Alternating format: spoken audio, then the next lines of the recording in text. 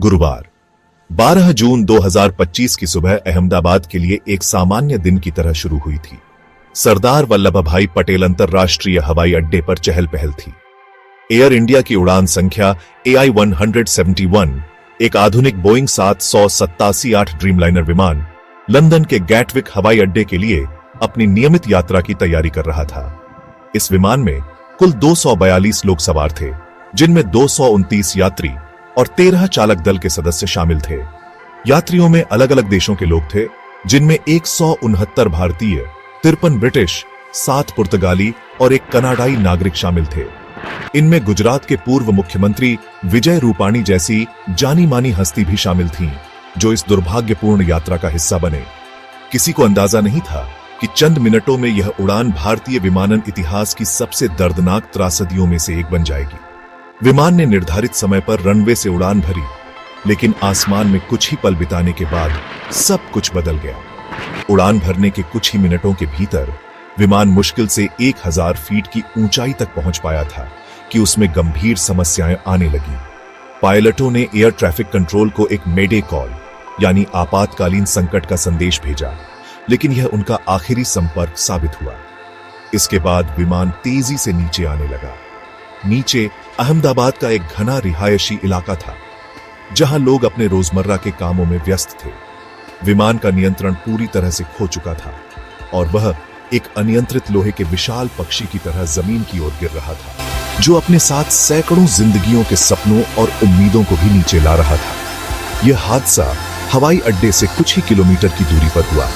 विमान सीधे एक मेडिकल कॉलेज के हॉस्टल की इमारत पर जा गिरा।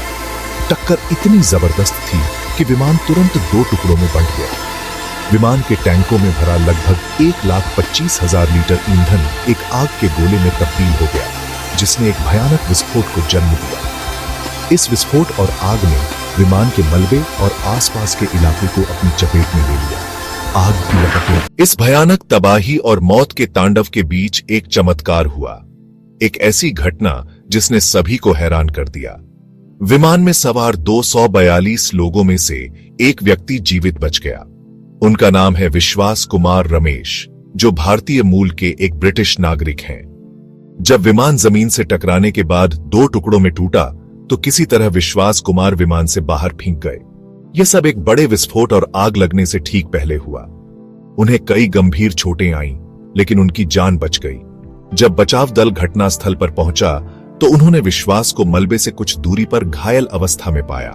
उन्हें तुरंत अस्पताल ले जाया गया, जहां डॉक्टरों ने उनकी जान बचाने के लिए पूरी ताकत लगा दी। विश्वास कुमार रमेश का बचना किसी दैवीय हस्तक्षेप से कम नहीं था। वह इस पूरी त्रासदी के एकमात्र चश्मदीद गवाह हैं, जिन्होंने उस खौफनाक मंजर को अपनी आंखों से देखा है। अस्पताल में होश में आने के बाद उन्होंने जांचकर्ताओं को अपना बयान दिया। उन्होंने बताया कि उड़ान भरने के तुरंत बाद ही उन्हें महसूस हो गया था कि कुछ ठीक नहीं है। विमान अजीब तरह से हिल रहा था और ऊंचाई पकड़ने की बजाय नीचे की ओर जा रहा था। उन्होंने याद करते हुए कहा कि विमान के 2 टुकड़ों में टूटने और विस्फोट होने से ठीक पहले वह एक जबरदस्त झटके के साथ विमान से बाहर गिर गए। उनका यह बयान जांच के लिए एक महत्वपूर्ण कड़ी साबित हुआ, क्योंकि यह विमान के आखिरी पलों की सीधी जानकारी देता है। जैसे ही बचाव कार्य समाप्त हुआ, जांचकर्ताओं का मुश्किल काम शुरू हो गया। दुर्घटना के कारणों का पता लगाना उनकी सबसे बड़ी प्राथमिकता थी। नागरिक उड्डयन महानिदेशालय यानी DGCA ने तुरंत एक उच्च स्तरीय जांच समिति का गठन किया। प्रारंभिक जांच में कई महत्वपूर्ण सुराग मिले। सबसे पहला सुराग विमान द्वारा जारी किया गया मेडे कॉल था, जो यह बताता है कि पायलटों को किसी गंभीर तकनीकी खराबी का आभास हो गया था। हालांकि इस कॉल के बाद उनका एयर ट्रैफिक कंट्रोल से संपर्क टूट गया, जिससे यह पता नहीं चल पाया कि असल में समस्या क्या थी।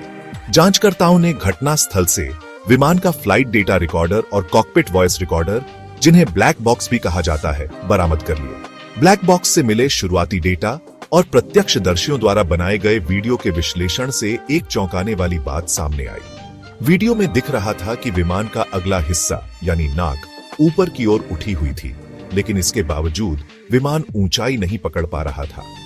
यह स्थिति एक एरोडायनामिक स्टॉल की ओर इशारा करती है, जहां विमान के पंखों को उड़ान भरने के लिए जरूरी हवा का प्रवाह नहीं मिल पाता है। ऐसा आमतौर पर तब होता है जब मीडिया ग्रुप रनवे पर धीमी गति से चलता बोइंग 787 कॉकपिट में स्पीड इंडिकेटर लो दिखाता हुआ स्टॉक डिस्ट्रीब्यूट इक्वली, विमान की गति बहुत कम हो जाती है या उसके उड़ान नियंत्रण प्रणालियों में कोई गंभीर खराबी आ जाती है। जांचकर्ताओं का ध्यान अब विमान के फ्लैप्स और अन्य उड़ान नियंत्रण प्रणालियों पर केंद्रित हो गया है, जिनकी विफलता इस तरह की स्थिति पैदा कर सकती है। जांच में यह भी सामने आया कि यह विमान बोइंग 787-8 ड्रीमलाइनर अपनी उन्नत तकनीक और सुरक्षा रिकॉर्ड के लिए जाना जाता था। इस मॉडल के साथ यह पहली घातक दुर्घटना थी जिसने विमान निर्माता कंपनी बोइंग पर भी दबाव बढ़ा दिया। बोइंग ने अपनी एक विशेषज्ञ टीम को जांच में सहायता के लिए भारत भेजा। जांचकर्ता इस बात की भी पड़ताल कर रहे हैं कि मीडिया ग्रुप विमान के रखरखाव रिकॉर्ड की जांच करते हुए इन्वेस्टिगेटर हैंगर में maintenance team stock distribute equally